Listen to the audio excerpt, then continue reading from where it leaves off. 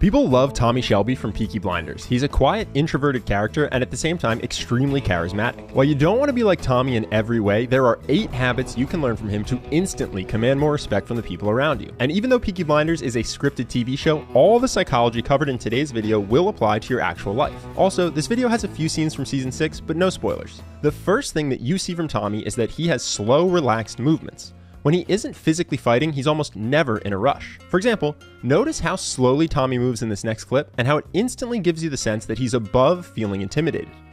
Sit. Talking to you, Mr. Shelby.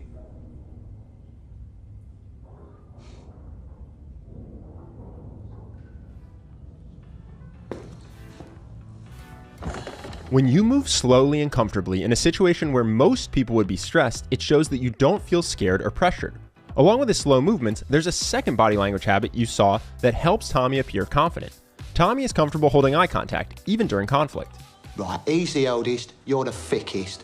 I'm told the boss is called Tommy, and I'm guessing that's you, because you're looking me up and down like I'm a tart. I want to know what you want. Well, you're gonna die. Right here.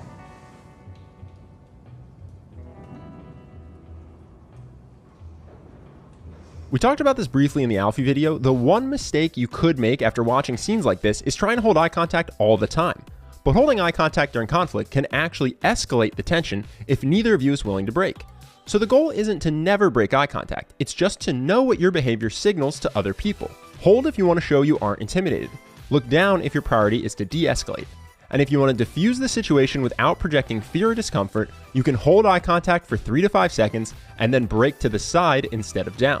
At a high level, Tommy's ability to command respect in moments of conflict comes from the fact that he's not reactive to hostility. Notice how much confidence Tommy can project without even speaking.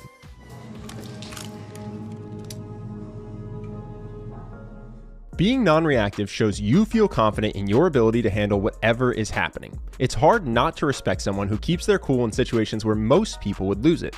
Here's another funny example of just how non-reactive Tommy can be. He researches his enemies. That's why he's been chosen. I am chosen. I'm chosen. Could the chosen one smoke? This is obviously an extreme example, and hopefully none of us will ever have to deal with trying to keep cool with a gun to our head. But it's a good example of how Tommy's non-reactivity projects confidence under pressure. Of course, the goal here isn't to fake that you're okay while freaking out on the inside. It's to cultivate a genuine, deep internal confidence. We'll talk more about how to do that at the end of this video. There is one more quick body language habit you should steal from Tommy if you want to command attention specifically in large groups. Be as big as your audience. Scale up your hand gestures when you're speaking to more people. But the main thing is, you bunch of despite the provocation from the cavalry, no fighting. But it is you, my friends, who must suffer the cuts in wages, and in welfare, and in dignity. And you must not complain, because that would be unpatriotic. Moving beyond body language, the next way you can command respect is by focusing on how you speak. The first thing you notice about Tommy when he speaks is that his word choice shows conviction. Specifically when he talks about his plans for the future, he doesn't say, I hope to, or I want to, but I will. Just a few more yards to go. And you will change your ways. And I'll change the world.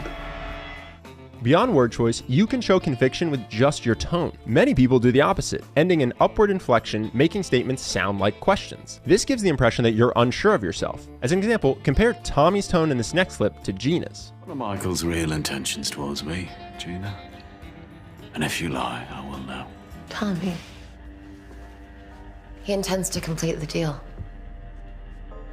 And then you both walk away. So if you want to show conviction with just your tone, end your statements in a downward inflection. Similar to his slow, relaxed body language, Tommy also has a slow speaking cadence and uses pauses between words to hold attention. The pause is the moment when you're not speaking, but ironically, it's the moment you can pull people in. Tommy does this by pausing when you most want to hear what he has to say. You know, Michael, when you're dealing with a very powerful enemy, taking revenge sometimes requires time. You have to pick your moment. That moment will come. You may worry that speaking slowly and pausing a lot will lead to people cutting you off. The way you can prevent this isn't by rushing to finish or giving up on your thought halfway through, but by continuing to speak in that same slow speaking cadence until you're at least finished your sentence. Watch this next clip as an example you can model. For context, that ticking in the background is a bomb. As a member of Parliament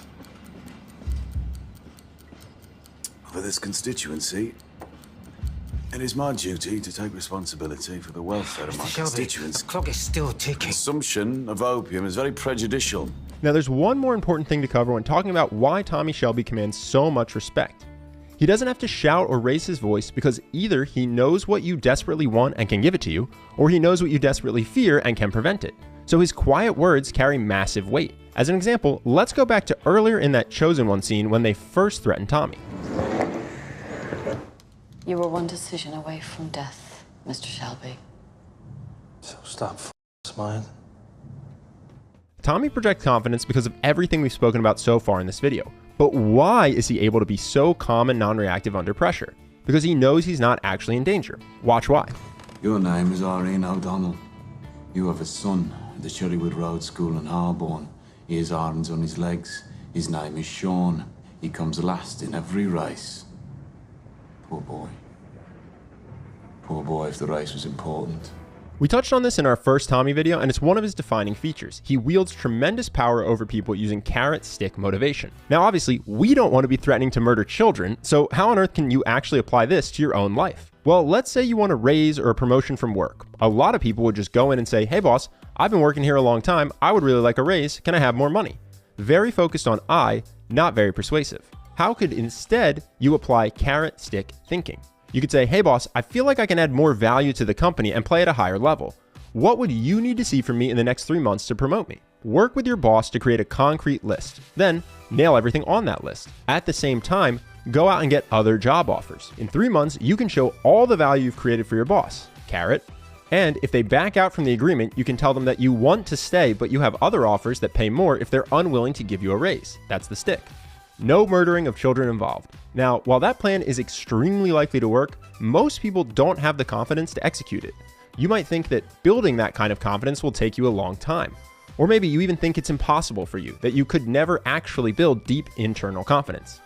But building confidence is way easier than you think. With the right game plan, you can become significantly more confident in just a few weeks. If you want the fastest way I know to take your confidence and charisma to the next level, you should check out our program, Charisma University.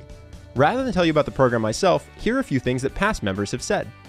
I've been interviewing for jobs recently, I went through the confidence practices right before, and I hit the interview out of the park. It allowed me to focus on the first impression and establish rapport right from the start. Charisma University has made a huge difference for me because it taught me the power of connecting with the person you are speaking with. This next one comes from a guy who got promoted to a senior position early in his career. He says, I don't even have a bachelor diploma, yet they want me to fill this position, and when asked why, this was the answer. You have great social skills, which is rare for an engineer. You can think quick on your feet and you are open and self-assured in your demeanor. Thank you so much for all that you have taught me. You have truly changed my life because without CU, I wouldn't have qualified for that position in a million lifetimes. And lastly, one member writes, thank you so much for this program. After going through Charisma, I've made more friends, have higher self-esteem, and can more easily talk to people I don't know. I've solidified my values and I know who I am. The program is literally guaranteed to change your life. That means you can take the entire course, and if you don't think it's worth every penny, you can give yourself a full refund from right inside the program. If you want to see if Charisma University is right for you, click the link on screen now or in the description below. Either way, I hope you enjoyed this video. I really appreciate you taking the time to watch it, and I hope to see you in the next one.